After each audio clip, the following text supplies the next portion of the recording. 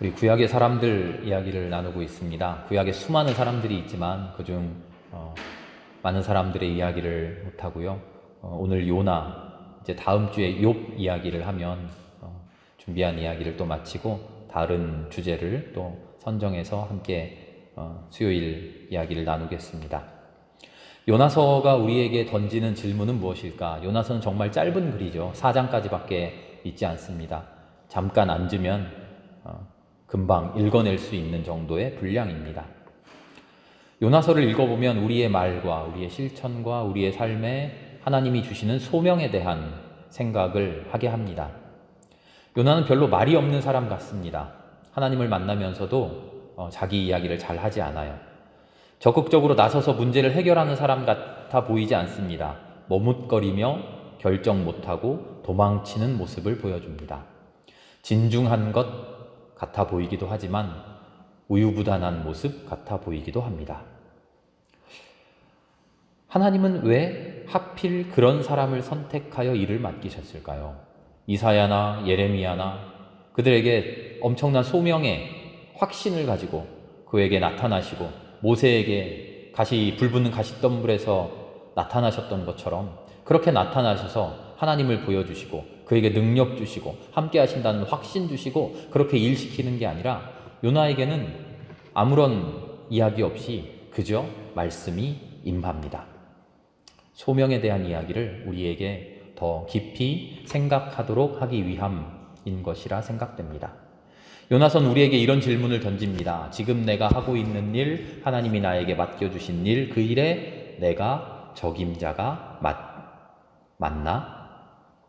어떤 사람에게 무슨 일을 맡겨야 할까? 하나님은 과연 어떤 사람을 선택하실까? 이 일에 어떤 사람을 선택해야 할까? 요나의 이야기는 소명과 실천에 대해서 우리를 고민하게 이끕니다. 하나님께서 요나에게 어느 날 갑자기 말씀하셔요. 앞뒤 설명도 없고 요나 스스로의 결단도 없어요. 주님께서 아미떼의 아들 요나에게 말씀하셨다. 저 큰 성읍 니느웨로 가서 외쳐라. 이 이야기가 전부예요. 니느웨는 아시리아의 수도이죠. 이스라엘에서 치면 동쪽의 내륙 깊은 곳에 있어요. 그런데 요나는 이 말씀을 대놓고 거역합니다. 내륙 동쪽 깊은 곳으로 가는 게 아니라 서쪽 바다 끝 스페인으로 도망치죠. 성경에는 기록되어 있지 않는데요. 이 짧은 3절의 이야기, 하나님이 말씀하시고 요나가 도망치는 이야기 속에서 요나의 심정을 한번 추측해 볼 수 있습니다. 요나는 왜 도망쳤을까? 하나님이 나에게 맡겨주신 그 일을 내가 할 수 있을까? 하는 그런 의심 있지 않았을까요? 내가 과연 그런 일 할 수 있는 사람인가 하는 의심. 그리고 내가 도망쳐버리면 나보다 더 나은 또 다른 사람 누군가에게 맡겨주시겠지 하는 그런 생각도 있지 않았을까요?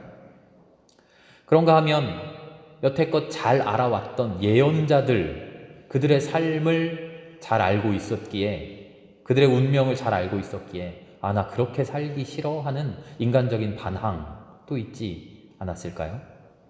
그리고 마지막 4장에 나옵니다만 니느웨라고 하는 성읍, 아시리아의 수도, 그 사람들을 심판하시겠다고 하나님 보내시는데 사실은 그 사람들 구원해 주시면 어쩔까 하는 그런 반감도 있었을 것 같아요. 그런가 하면 하나님의 일에 대한 소명 자체에 대한 저항도 있었을 수 있습니다. 이 모든 것이 합쳐져서 요나는 하나님의 명령을 회피해버립니다. 회피하는 사람. 그저 도망치는 게 아니라 회피하고 있는 거죠.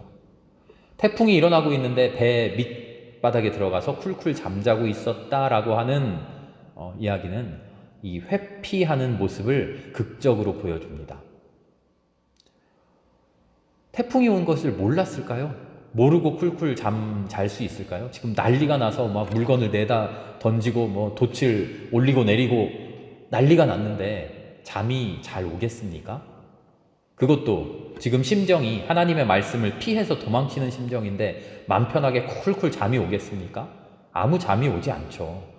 이리 뒤척 저리 뒤척 마음이 심란하고 몸도 심란하고 배가 휘청거리고 난리가 났는데 그럼에도 불구하고 요나는 짐짓 모른 척, 아닌 척 회피하고 있었다는 겁니다. 밖에서 난리가 났고 내 마음속에서 난리가 났는데 아무렇지도 않아, 몰라 나는 모르는 일이야, 어떻게든 되겠지 하고 쿨쿨 잠자는 척하고 있었다는 것이죠. 그런 요나, 하나님은 그를 가만두지 않으십니다. 처음에는 너 니느웨로 가서 내 말씀을 전해라 하고 전공법, 하나님의 법칙, 하나님의 방법대로 이야기를 하시지만 이번에는 세상적인 방법을 통해서 요나를 집요하게 쫓아가요. 풍랑을 보내시죠. 세상의 고난. 제비 뽑기에 뽑히게 만들죠. 세상의 방식에서도 실패하게 만듭니다. 그러자 이제 요나의 본 모습이 드러납니다. 요나는 뭐라고 이야기하냐면요. 나는 사실 하나님을 믿는 사람인데 하나님이 나에게 명한 일이 있는데 그 일을 피해서 도망가다가 이 지경에 이르렀습니다. 나를 바다에 내던지십시오. 요나의 본 모습이 드러나는 거예요. 요나가 하나님의 말씀을 피해서 나 그 일 싫어요. 일 안 할래요. 하나님 나 왜 이렇게 어려운 삶을 살게 해요. 그냥 다른 사람들처럼 행복하게, 다른 사람들처럼, 세상 많은 사람들처럼 그냥 그렇게 살면 안 돼요. 요나는 이런 마음이었지만 하나님께서 집요하게 요나를 쫓아가니까 요나가 결국은 마음 깊은 곳에 있는 본심을 고백하는 거예요. 아, 나 하나님 도망칠 수 없는 사람이네요. 하나님에게서 도망칠 수 없는 사람이네요. 그 이야기는요, 하나님 정말 나 도망 못 치게 왜 이렇게 집요하게 쫓아오세요? 하나님 정말 끈질기네요 하는 하나님에 대한 이야기가 아니라 자기 자신 이야기예요. 내가 하나님에게로부터 벗어날 수 없는 사람이라는 고백이죠. 그 고백이 어디에 가장 아름답게 나타납니까?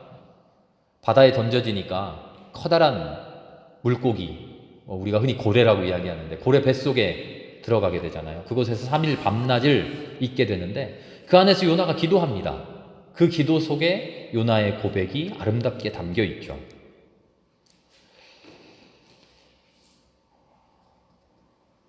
그 기도의 내용을 보니까요. 하나님 나를 살려주세요.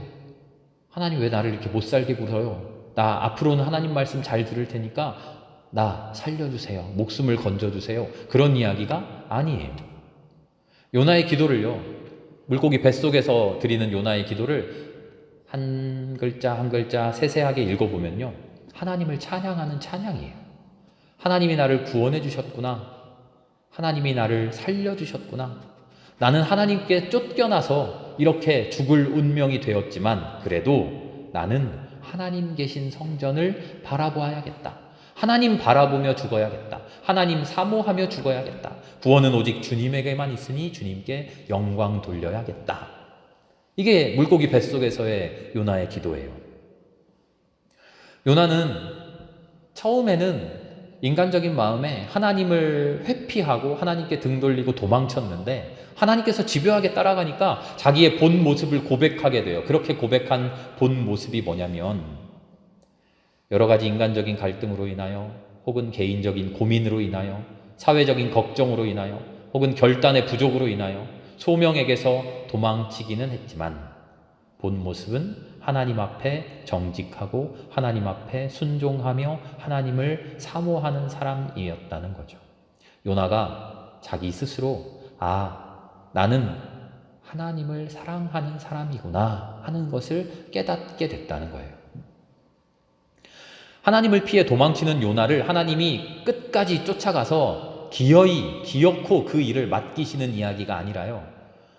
내가 하나님 일을 하기 싫어하는 줄 알았고 내가 하나님께로부터 도망치는 줄 알았는데 알고 보니 내 마음이 사실은 하나님을 사랑하고 있었구나라는 것을 알아가는 요나의 이야기라는 거죠.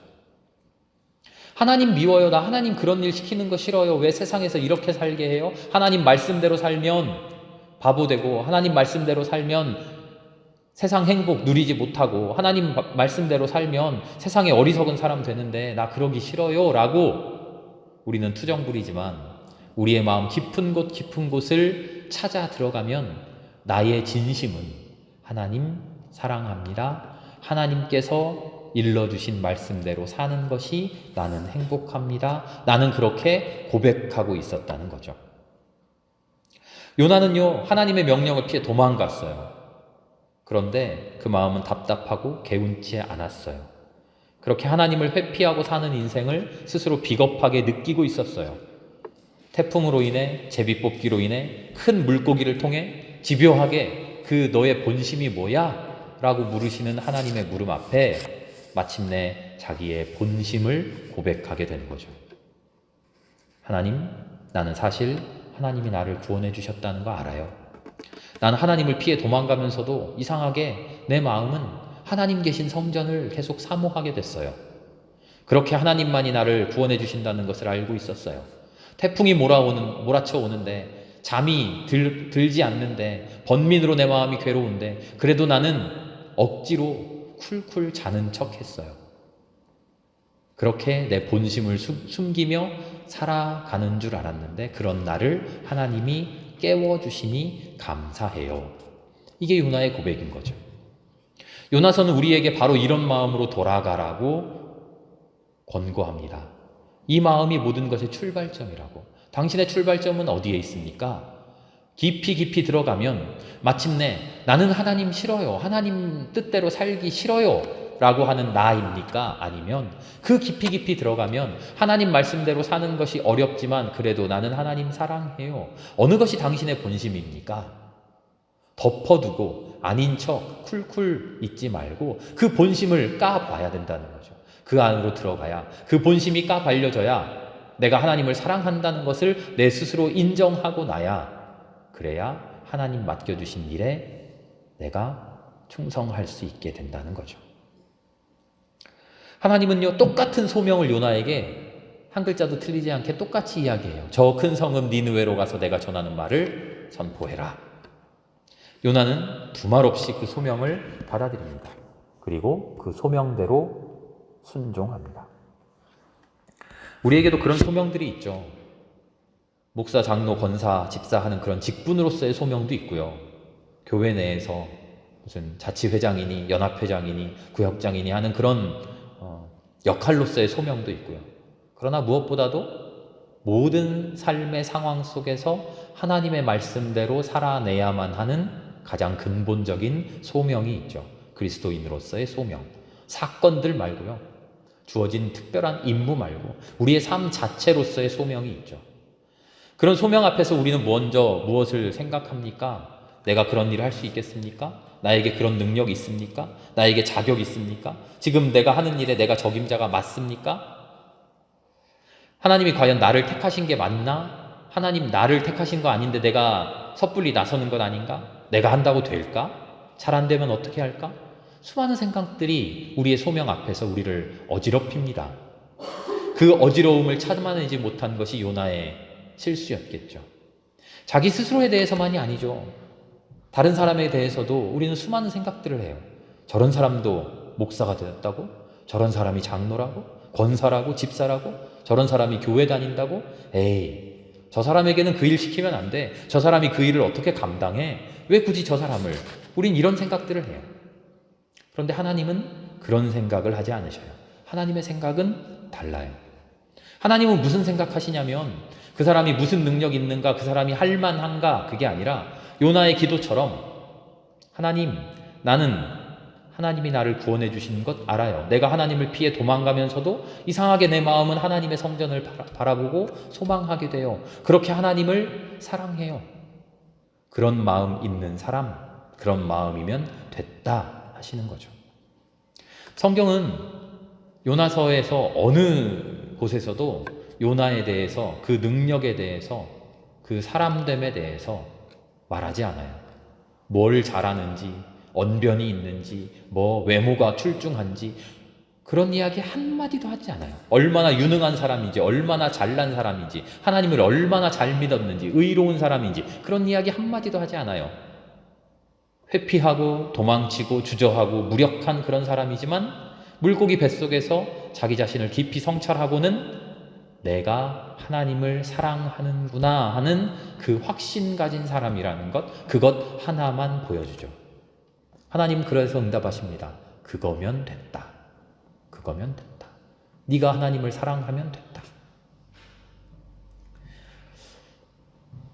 요나서는 참으로 인간적입니다.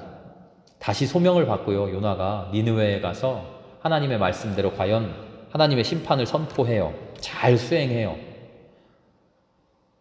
보통 이야기라면, 세상 이야기라면, 이 이야기가 세상 이야기라면 요나가 이러이런 우여곡절을 겪고는요, 다시 하나님의 명령대로 원래 니느웨에 가서 선포하고 예언자로서의 소명을 잘 감당했습니다. 이렇게 끝났을 텐데 성경은 그렇지가 않아요. 그 뒤에 또 다른 이야기가 이어집니다. 요나는 하나님이 니느웨 사람들을 구원하신 일이 마음에 들지 않았어요. 달갑지 않았어요. 저 사람들, 우리를 구박하던 사람들, 하나님을 믿지도 않던 사람들, 이방 사람들, 불경하게 살던 사람들, 저 사람들 하나님 앞에서 다 죽어야 마땅한 사람들인데 하나님이 그들을 구원하시니 화가 났어요. 하나님께 화를 내고 반항합니다. 요나라는 인물은 철저하게 우리의 모습을 보여줘요. 회피하고 도망가던 우리의 모습, 그러나 그럼에도 불구하고 하나님을 사랑한다고 고백하는 우리의 모습, 그렇게 하나님의 소명으로 돌아오는 아름다운 모습.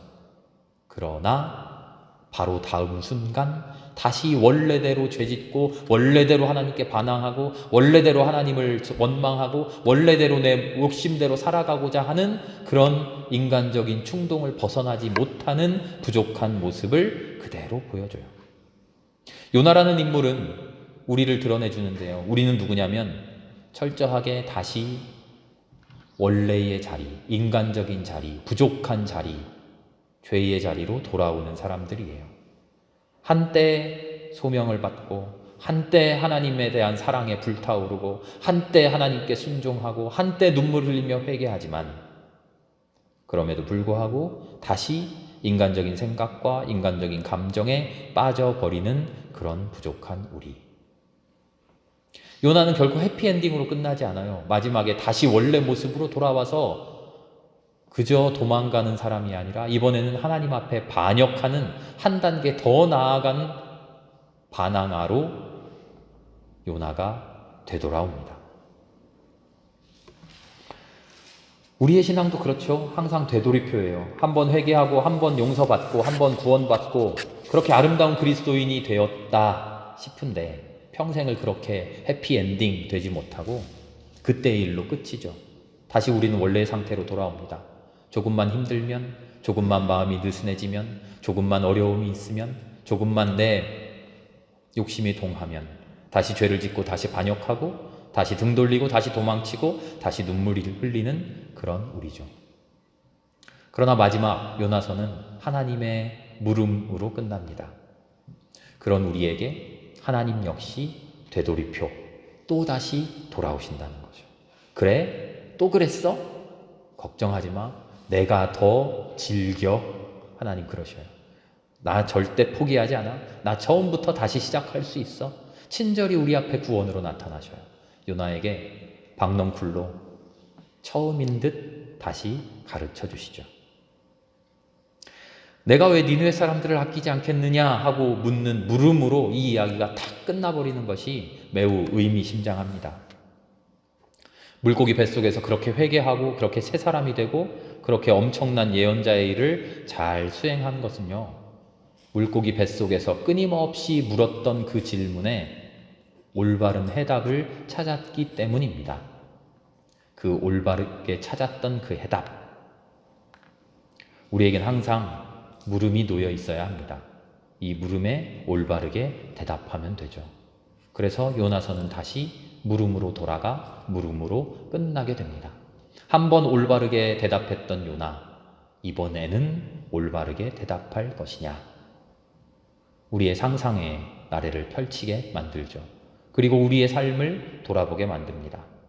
나에게 던져진 이 물음 앞에 올바르게 대답하기 위해 내 안을 성찰하고 그 안에서 하나님을 만나고 하나님과 대화하는 우리, 나의 본심을 하나님 앞에 고백하는 우리, 그렇게 하나님 앞에 아름다운 모습으로 살아갈 수 있는 우리, 그런 우리가 되겠느냐?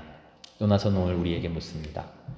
그리스도인으로서의 소명, 아름답게 살아가야 할 의무, 그 앞에서 하나님은 끝까지 포기하지 않으시고 우리에게 질문을 던지십니다. 마지막 내가 하나님 사랑하고 있네요. 그 정답을 말할 수 있을 때까지 우리에게 계속 기회를 주고 계십니다. 우리 안에 있는 그 사랑을 마침내 주님 앞에 고백할 수 있는 그런 우리 모두가 될 수 있기를 기도합니다. 함께 기도하겠습니다.